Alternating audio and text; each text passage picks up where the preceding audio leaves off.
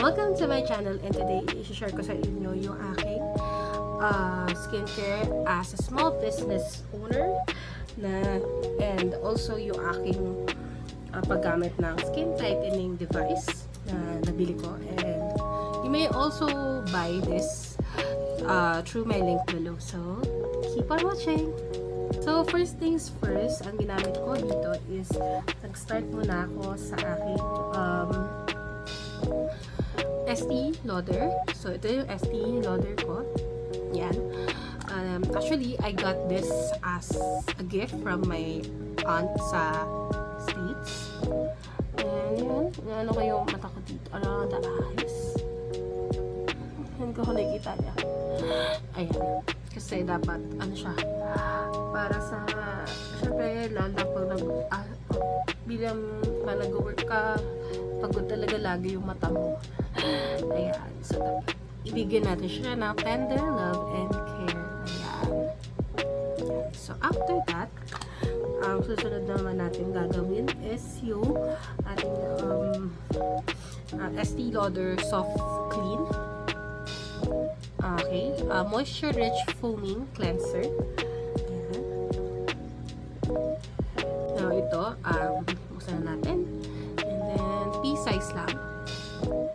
Oh, yan, pea-size. And then, igaganto lang. And then, over sa nose, sa cheeks, sa forehead, sa leg. Ayan. Okay, so after that, i-aala natin yung ating soft clean and fusion. So, ito yung ginagamit natin na cleanser. Ayan. Si Lauder ulit. Okay.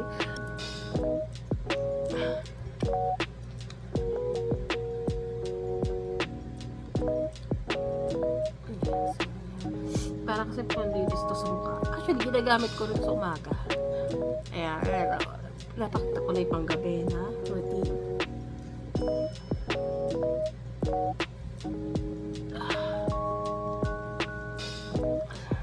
Yan. So, malinis na ang aking kamukhaan. So, ito na siya. Ayan. So, ngayon, nasusunod na natin gagawin is yung tinatawag na skin tightening. RF, skin tightening. Skin tightening. Meron siyang tatlong ganitong gel. So, ito yung facial gel, and then may isa pang another facial gel, and then yung isa pa is yung skin gel. So, yung skin gel is for usually yung mga pang tawag dito, yung usually mga pang ano siya, ginagamit sa arms, sa legs. Actually, nag-skin tightening din ako using for the arms. Siguro mga twice a month ko lang siya ginagawa. Just for ano. So, let's move here. So, dito, gagagamit ka nitong, meron siyang device na ito yung gagamitin mong pang need. So, massage sa akin. Ito is slimming. So, meron siyang, kung nakikita nyo. So, meron din siyang pang massage. At meron din siyang pang slimming. So, since dahil ang priority ko is to clean my face and to make my face a bit similar kasi to just reduce the puffiness, ito yung ginagamit ko. So, let's start. Ayan, so dito, start muna tayo sa, gaganto ko muna siya. Okay, so isang part muna ng face. Gaganto natin. Medyo careful lang kasi maano din siya yung parang madali, maano siya, parang watery. Gagalaw mo lang. Naradabo ko na siya. Ayan. So, just ano lang, dapat pagkagamit ka ng RF skin tightening device, huwag mo siyang gagamitin like everyday. Dapat twice a week lang. Yes, twice a week lang dapat. Guys, huwag yung siyang gagamitin ng, huwag kayo addict na gagamitin nyo siya ng like everyday kasi hindi rin maganda. And if you're pregnant, if you think you are pregnant, huwag mo siyang gagamitin. Ayan. So, ito, yung paggamit niya is dapat pataas. Ayan. So, dahil ginagamit, dapat mga good for, ano lang siya, good for 15 minutes. Ayun. So, dapat 15 minutes mo lang siya gagamitin. And pag feel mo na tuyo na agad, yung iyong gel, feel mo wala na yung gel, maglagay ka pa rin. Ayan. So, dapat pataas. Pataas dapat siya. And also, ito. Sa ano. Ayan. So, pag feeling mo wala na, maglagay ka ulit ng bago. Never kang magkaganito nang wala ng gel. Kasi, maaanuhan ka. Mahihirapan ka. At ayaw naman natin mahirapan, di ba? So, yan. Ganyan siya. Tip lang, kapag gagawin nyo to, suggestion ko is, tawag dito, kapag mga arms or body parts, I suggest na magpasuyo kayo sa iba kasi ang hirap niyang gawin kapag DIY. Pero pag face, kaya mo naman kahit ikaw na. Para siyang, you know, ano rin sa sarili, self-care, ganyan. Ayan. Harap niyo sa mukha. Sa totoo lang. Ayan. Okay, so, since medyo mahaba-haba yung oras natin, unting chika-chika lang, ganyan. Recently, naano ako sa Skillshare, meron akong upcoming class. So, I'm already Skillshare instructor. Ayan. So, yun, polishing na lang ako dun sa courses ko. So, ready, kapag natapos ko na yung editing and all, available na siya for enrollment.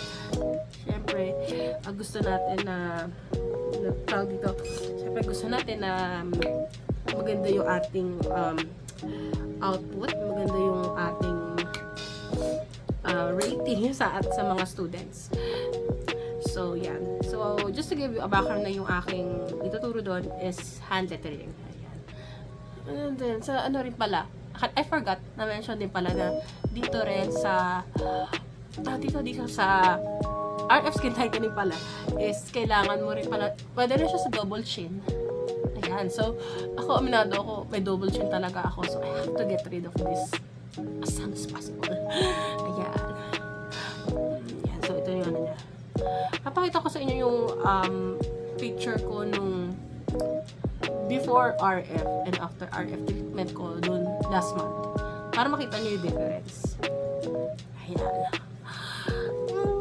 Ayan. So, gagawin natin siya. But worth it. Alright. So, ito. Init sa sasuka. Minimum time na gagawin nyo to is dapat sabihin natin dapat mga 15 minutes lang. Huwag kayo maglalagpas ng 15 minutes dahil hindi na siya maganda kapag lagpas na ng 15 minutes. Ayan.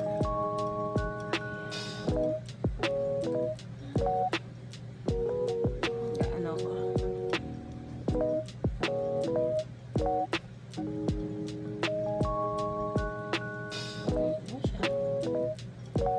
Sarap. Actually, masarap siya sa mukha. So, kung naghahanap kayo ng kung hindi nyo afford yung mga mamahaling mga aesthetic clinic, I'm not saying na this is the best alternative. Pero kung on the budget kayo, I think pwede na to. Like ako, for example, hindi ko naman puro na mukha ko. Ang katawan ko for a living. So, pwede na ako sa mga device na ganito. Just, you know, para lang may confidence ka and make feel good about yourself.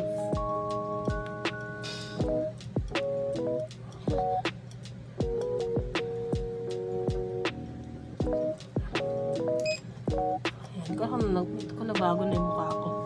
But anyway, medyo lumait na yung double cheek ko kayo nakitang-kita. Ngayon, medyo lumit na siya na kusa. Hindi ko lang nalata niya. But anyway, so, papakita ko sa inyo yung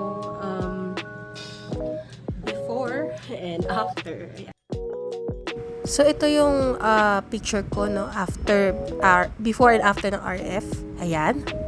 So, nakikita nyo na yung difference. Dun sa right side is mas toned down yung puffiness and mas contour yung sides, and yung sa before RF is mas puffy yung face. Ayan.